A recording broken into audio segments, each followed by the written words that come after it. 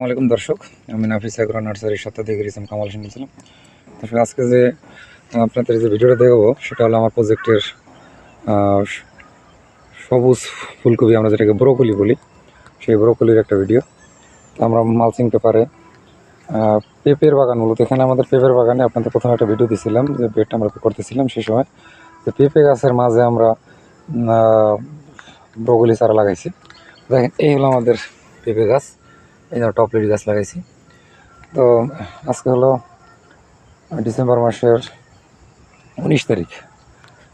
তো আমরা এখানে গাছ লাগাইছিলাম, 1 মাস হয় নাই গাছের বয়স, প্রায় এখন 1 মাস কাছাকাছি। তো এই হলো পেঁপে গাছ প্লাস আপনার এই যে ব্রোকলি।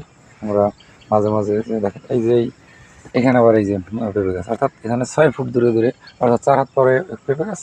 আর আমার মাঝখানে ওই 2 পেঁপের মালচিং, যেহেতু 4 ফুটের মালচিং, আমরা 3 ফুট বেড করেছি। আবার তারপর 1.5 ফুটের মতো ড্রেন দিয়েছিলাম। দেখেন ড্রেনে যে একেবারে জল, আমরা এর আগে ঘাস মারার যে ওষুধটা ওটা দিয়ে দিছি, যার কারণে ড্রেনের ভিতরে কোনো ঘাস টাস নাই, আর মালচিংয়ের ভিতরে তো কোনো ঘাস নাই।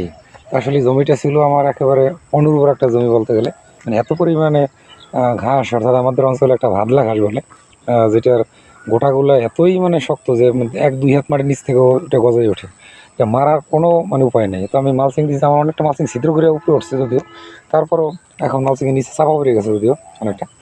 তো এই হলো আপনার ব্রোকলির যে গাছ, দেখেন গাছও মাসাল্লাহ কিন্তু অনেক সুন্দর, পাতাও কিন্তু খুব সুন্দর পাতা। আমরা স্প্রে করছি একটু আগে, যার কারণে যে পাতাগুলো একটু মানে পানির যে একটা অংশ দেখা যায়। তো আসলে এখানে বর্তমান 20 শতক জমি আমাদের অঞ্চলে। তো শতাংশ আমরা বুঝি, আপনাদের যারা ভিডিও দেখতেছেন তো অনেকেরই যেহেতু 33 শতকে বিঘা, তো সেক্ষেত্রে আমার এখানে 20 শতক জমি আছে। 20 শতক জমিতে আমি প্রায় 1400 মতো গাছ লাগাইছি এখানে, পেঁপের ফাঁকে এগুলো দিছি। তো আমার টার্গেট হলো যে কফি ওঠার পরে পেঁপে গাছটা একটু বড় হবে, এবং ওই কফি ওঠার পরে আমি ওই মানে ছিদ্রতে যে আমাদের মালচিংয়ের যে ছিদ্র আছে, এই যে কফি গাছের গোড়ার দিকে এখানে আমি মরিচ লাগাবো। কারণ এই মরিচটা যখন আবার যদি আমি আরও 1 মাস পরে মরিচে লাগাই কফি ওঠার পরে, তো সেক্ষেত্রে দেখা যাবে যে ফেব্রুয়ারির দিকে যদি আমি জানুয়ারি শেষের দিকে, অর্থাৎ ফেব্রুয়ারির দিকে যদি লাগাই, তাহলে ফেব্রুয়ারি, মার্চ, এপ্রিলে আমার মরিচ চলে আসবে।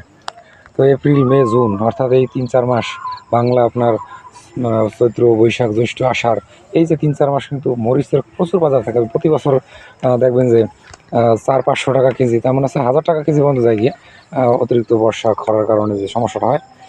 তো দর্শক, আসলে এরকম যদি আপনি একটু হিসাব করে অল্প জমি থাকে এবং একাধিক ফসল, সাথী ফসল হিসেবে বিভিন্ন আইটেমের ফসল চাষ করতে পারেন, সেক্ষেত্রে কিন্তু আপনি কৃষি কাজ করে এখানে ইনভেস্টমেন্ট করে আপনি লাভবান হতে পারবেন। নতুবা আপনার আসলে লাভ করা কিন্তু কষ্ট। কৃষি বর্তমানে অনেক খরচ, সার, ওষুধ, কীটনাশক এবং সিস্টেমের মানে জানার ভুল ত্রুটির কারণে কৃষকরা লসে পড়েন। তা আমি বলবো যে আপনারা যদি এরকম একটু বুদ্ধি খাটিয়ে যদি এইভাবে চাষ করতে পারেন, তাহলে ইনশাল্লাহ ভালো একটা রেজাল্ট পাবেন, এবং এখান থেকে কৃষি থেকে কিছুটা এবার উপার্জন করতে পারবেন। তো অনেকেই লক্ষ লক্ষ টাকা খরচ করে বাইরে যান, ইউরোপ কান্ট্রিতে যাওয়ার জন্য 15-20 লাখ, 30 লাখ টাকা খরচ করেন।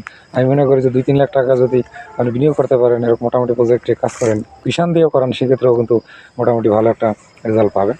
তো যাই হোক দর্শক, আপনারা কৃষি করেন, অল্প করে আগে ট্রাই করেন, শেখার পরে আপনি বড় ধরনের প্রজেক্টে হাত দেন, সমস্যা নেই। দর্শক, ভিডিও অনেক লম্বা হয়ে যেতেছে। তো দেখেন চতুর্দিকে শুধু সবুজ সমারোহ, সেই ব্রোকলি, যেটাকে আমরা সবুজ কালার, এটা কিন্তু আসলে স্বাস্থ্যের জন্য অনেকটা উপকারী একটা সবজি। বাইরের দেশে তো এগুলো কাঁচা খায়, আমাদের দেশে তো আমরা রান্না করে খাই।